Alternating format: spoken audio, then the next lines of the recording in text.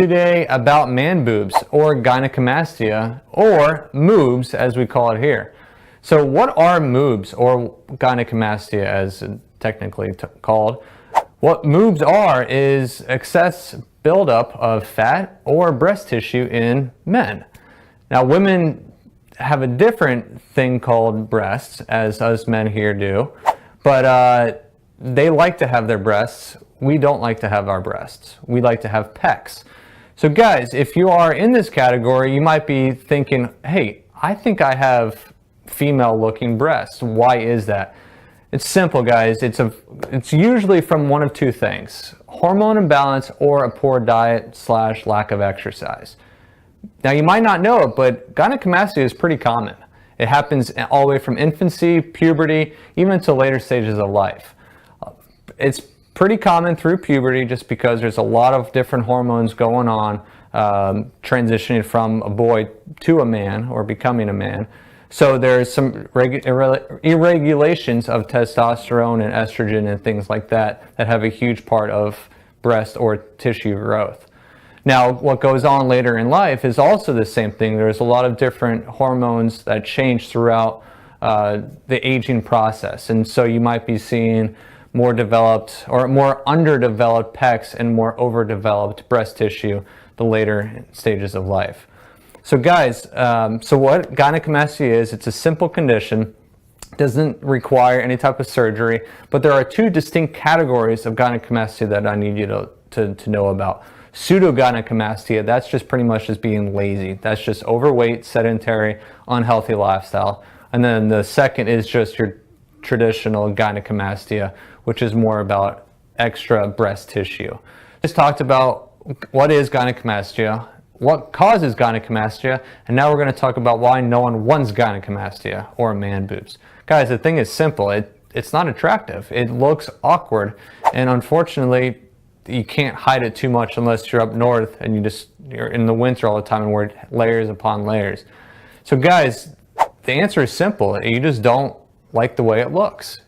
So research has shown that men with gynecomastia are a little more insecure and have some self-esteem issues, especially in the teenage years as kids are going through changes. And bullying is an issue, and self-looks is a huge part of our confidence, unfortunately, as we age. So again, the main thing is it's just not attractive. So now if you're concerned with health and gynecomastia, don't be too alarmed just because there are really no direct health underlying issues with man boobs. Now I want you to take that lightly just because in certain situations there have been known to have caused cancer in some men. But this can be a sign of an overactive thyroid, cirrhosis of the liver, genetic problem. But that's rare. So again, if you're concerned with the health risks associated with gynecomastia, it's always better to talk to your physician or talk to somebody who specializes in this field.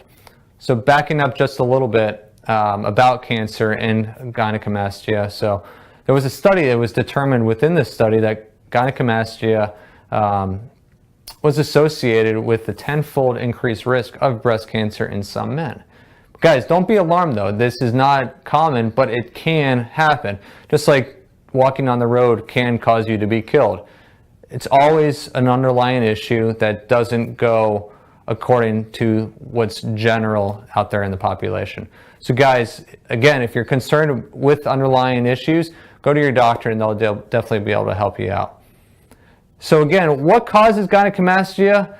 It's a sign of low testosterone. It can be a sign of sedentary lifestyle. It could be a sign of just something unknown like environmental issues. But guys, I want you to know that testosterone is easily swayed by many different things.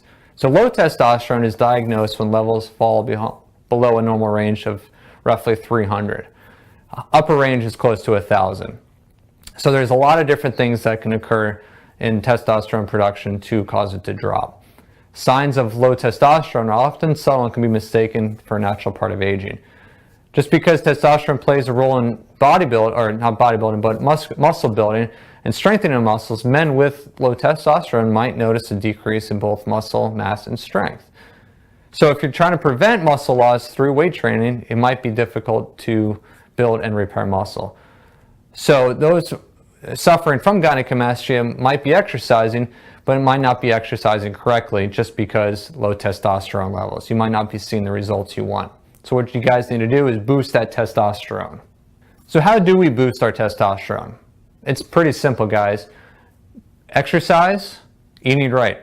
But also, if you want to take it up a little bit more too, you can always jump into some testosterone boosters. The main thing is you guys need to be exercising, lifting some weights, and also eating healthy. So there's a couple things that you should be eating to help boost testosterone. Beans, nuts, and surf and turf. Those are 3 food groups that I say yes to boosting testosterone. Beans, kidney beans, black beans, navy beans, lima beans, baked beans, and more beans. Beans are high in fiber, zinc, and also protein, which makes them perfect for boosting your testosterone. It's also been concluded that zinc can also help your body convert estrogen into testosterone. Pretty cool. So nuts, things like peanuts, almonds, cashews, pistachios, walnuts are all high in protein and also healthy fats. They've also been proven to increase testosterone levels naturally. So if you guys are stuck behind a desk all day, just grab a handful of nuts. You can't really grab a handful of beans, but you can have a bean salad, beans for lunch, beans for dinner. Last is my favorite, surf and turf. Steak, fish, shrimp, whatever. It's awesome for testosterone boosting. High in zinc, high in vitamin D, high in vitamin B, B3, B5, B12. So things like filet, sirloin, New York strip, oysters, guys, have at it. Those are naturally going to boost your testosterone.